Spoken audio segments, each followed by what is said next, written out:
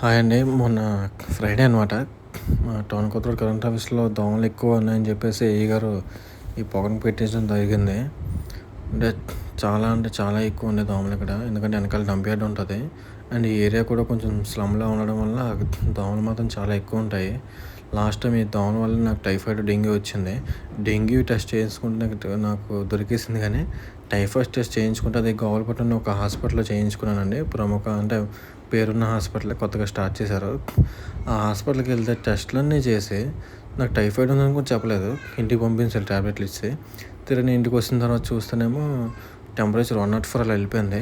వెంటనే ఇంట్లో వాళ్ళందరూ తడిగుడ్లు, ఐస్ గడ్డలు ఒళ్ళంతా చుట్టి టెంపరేచర్ తగ్గాక హాస్పిటల్ పంపించారు.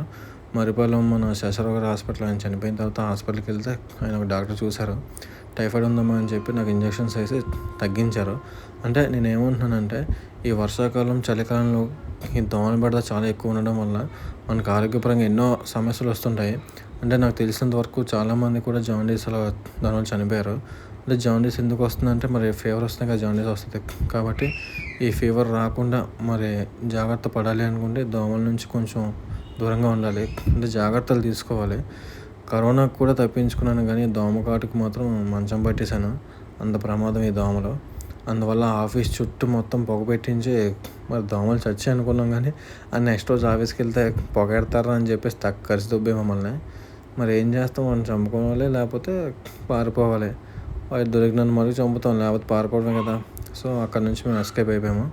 సో ప్రతి ఒక్కరూ ఈ వర్షాకాలం, చలికాలంలో కాస్త జాగ్రత్తలు తీసుకొని ఆరోగ్యంగా ఉండాలని కోరుకున్నాను. సబ్స్క్రైబ్ చేసుకోండి. Thank you.